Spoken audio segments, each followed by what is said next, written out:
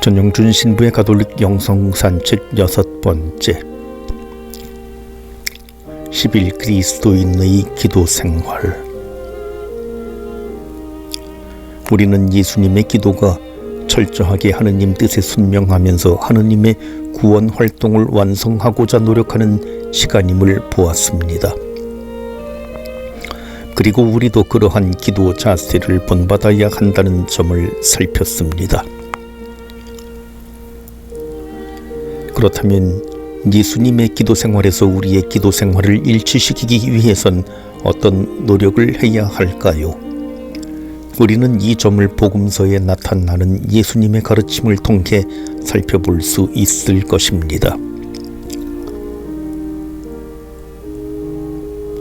마테오 복음서 저자는 일부 고유 자료가 포함된 산상설교 이야기를 통해 예수님께서 올바른 기도가 무엇인지를 가르쳐 준다고 전해줍니다. 즉, 남에게 드러내 보이려 기도해서도 안 되고 말을 많이 해야 하느님께서 기도를 들어준다고 생각해서도 안 된다는 것입니다. 너는 기도할 때 골방에 들어가 문을 닫은 다음 숨어 계신 내 아버지께 기도하여라. 너희는 기도할 때 다른 민족 사람들처럼 빈말을 되풀이하지 마라. 오히려 미움이 있는 사람과 화해하고 원수까지 사랑하는 마음으로 기도해야 합니다. 예물을 거기 제단 앞에 놓아두고 물러가 먼저 그 형제와 화해하여라. 너희는 원수를 사랑하여라. 그리고 너희를 박해하는 자들을 위하여 기도하여라.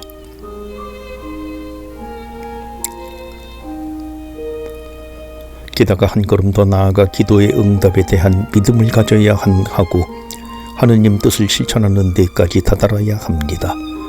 누구든지 청하는 이는 받고 잡는 이는 얻고 문을 두드리는 이에게는 열릴 것이다. 하늘에 계신 내 아버지의 뜻을 실행하는 이라야 들어간다. 결국 우리는 회개의 마음과 굳은 믿음을 가지고 생활해야만 하느님을 향해 나아갈 수 있습니다. 하느님 구원 활동에 참여하지 않는 기도 생활은 진정한 기도라고 여길 수 없어. 루카복음서 저자는 자신만 가지고 있던 고유 자료를 통해 기도에 관한 몇몇 중요한 비유 이야기를 들려줍니다. 먼저 친구에게 빵을 구려는 사람 이야기를 언급합니다. 결국 끊임없이 반복해 요청했던 것이 원의를 들어주게 하는 결정적인 역할을 합니다. 다음으로 과부와 재판관 이야기를 언급합니다. 여기서도 재판관은 과부가 귀찮을 정도로 청하는 것을 보고 괴로울까봐 원의를 들어주고자 결심합니다. 이 두 개의 비유 이야기는 믿음을 가지고 끊임없이 청하라는 기도 자세를 가르칩니다. 그러나 마지막으로 바리사이와 세리의 비유 이야기는 또 다른 관점을 제시합니다.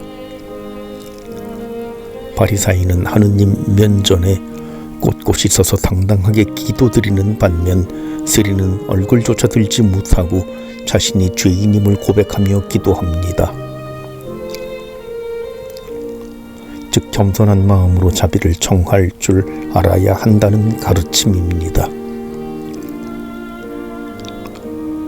그러나 기도에 대한 가르침 중에서 가장 중요한 가르침은 주님의 기도입니다. 예수님께서 주님의 기도를 가르쳐주게 된 동기는 마테오 복음서와 루카 복음서에 다르게 나오지만 두 복음서는 이구동성으로 하느님 아버지의 나라가 이 땅에 임하기를 바라는 기도를 올리라는 예수님의 가르침을 전하고 있습니다. 거기에다 마테오 복음서는 아버지의 뜻을 잘 헤아려 이 땅에서도 펼쳐야 한다는 점을 첨부해 강조하고 있습니다. 결국 그리스도인의 기도는 하느님 구원 활동에 동참하겠다고 영적으로 동의하는 순간이라고 볼 수 있습니다. 그리고 이 점은 예수님의 기도 생활과 일맥상통하는 것입니다. 즉 우리의 기도는 예수님의 기도와 결합하면서 하느님의 구원 활동을 완성하는 데 일조하는 것입니다. 따라서 하느님 구원 활동에 참여하지 않는 기도 생활은 진정한 기도라고 여길 수 없습니다. 끝으로 기도에 대한 요한복음서 저자의 가르침을 한 가지 더 보겠습니다. 지금까지 너희는 내 이름으로 아무것도 청하지 않았다. 청하여라 받을 것이다. 어쩌면 그동안 우리는 하느님의 구원 활동과 상관없는 빈말만 들어놓았지 한 번도 제대로 된 기도를 드리지 않았을 수 있습니다. 예수님의 이름으로 드리는 기도라면 분명 하느님의 구원 활동을 통해 하느님께 나아가는 기도일 것입니다. 따라서 우리는 하느님의 구원 활동에 참여하는 기도 생활을 실천해야 합니다.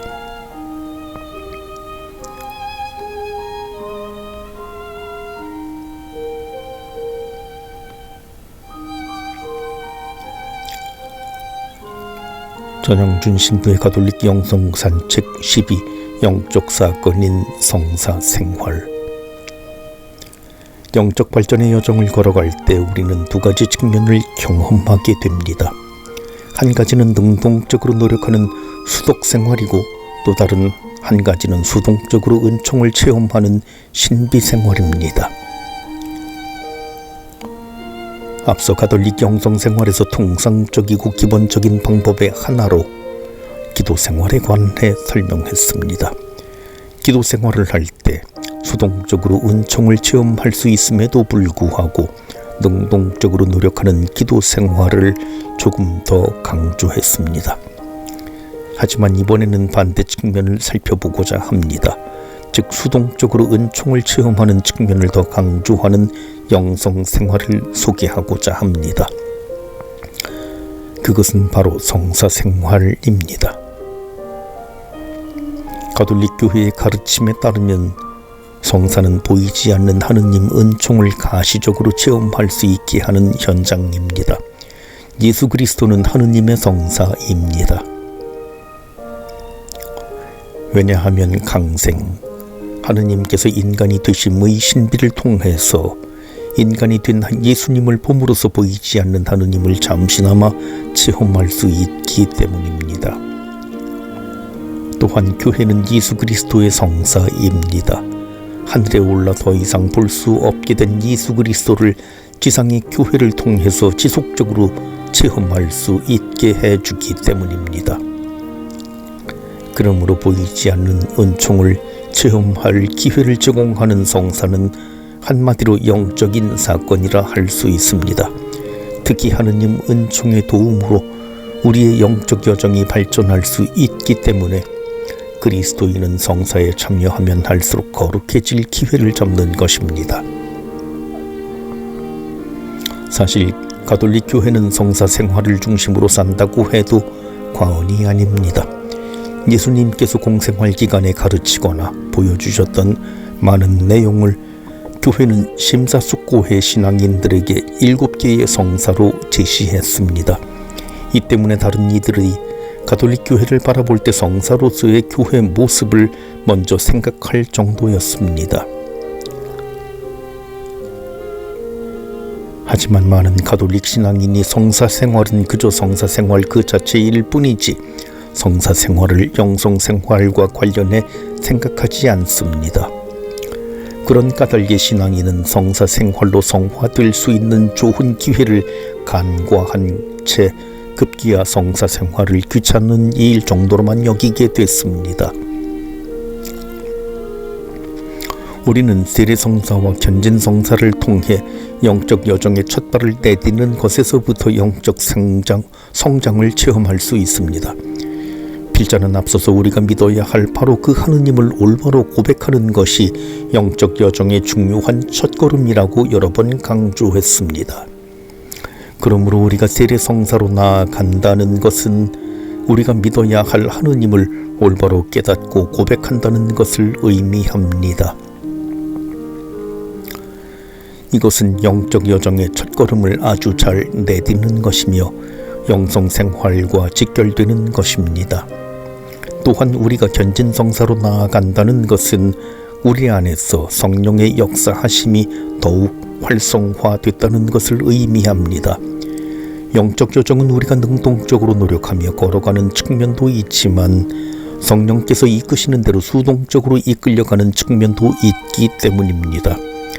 우리 안에서 성령의 활동이 활성화됐다는 것은 영적 성장에 커다란 도움이 되는 것입니다. 이 또한 영성생활과 직결되는 것입니다. 가톨릭 교회는 사제가 되거나 성품성사, 결혼하는 일, 혼인성사마저 성사생활로 숙고하고 있습니다. 비록 개인의 선택에 따른 여정이라고 하더라도 그 길을 통해 하느님께 나아가고 하느님을 체험할 수 있다고 보기 때문에 성품성사와 혼인성사도 영적 성장에 도움이 되는 것입니다. 만약 그동안 성사생활을 귀찮거나 번거로운 일로 생각했던 적이 있다면 다시 한번 성사생활과 영성생활과의 깊은 연관성을 숙고해 보시기 바랍니다.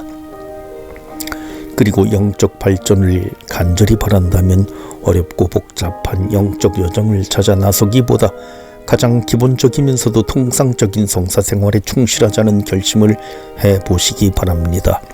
분명 영성생활에 커다란 도움이 될 것입니다.